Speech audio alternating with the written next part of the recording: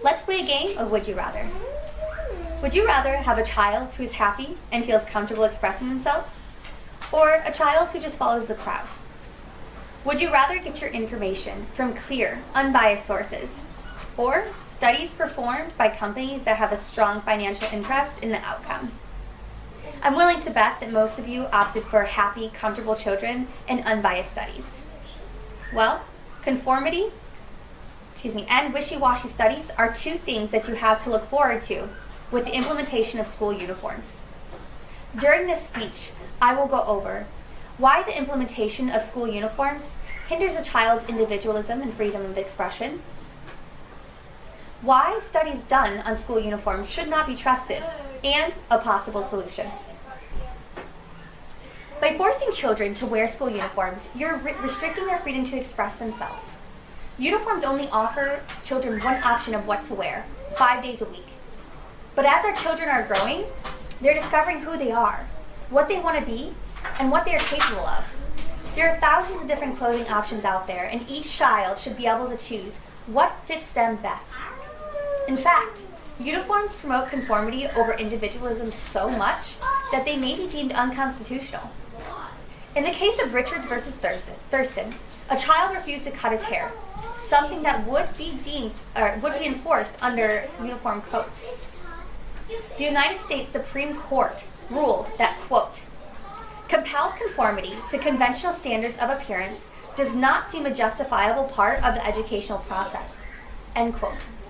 This court case can easily be compared to other aspects of school uniforms. A child's appearance or clothing choice does not equal a better education. Additionally, Lancaster High School in Ohio, ranked 205 out of over 1,400 high schools in the state, surveyed students, parents, and teachers on school uniforms. Results reported on their website, lancaster.k12.oh.us, showed that only 8% of students thought that uniforms should be enforced. Of these students, parents, and teachers, under 10% of all of them actually thought that uniforms would improve safety. If they're not improving safety, why are we implementing them? This is a trend among the country. Lancaster, Ohio, Harford County, Maryland, Long Beach, California, to name a few.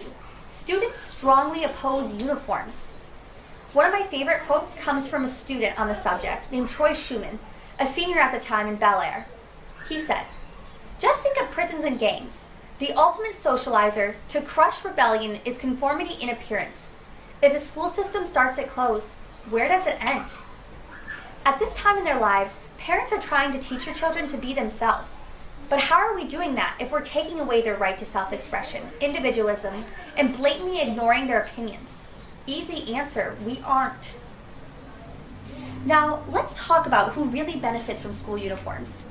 If you're thinking the students or the schools, you're probably wrong. School uniforms really promote commercial gain rather than educational gain. Roughly $1 billion a year is spent on school uniforms. Now, this wouldn't be an issue if the companies profiting from these uniforms weren't the ones performing the studies that prove the benefits of school uniforms.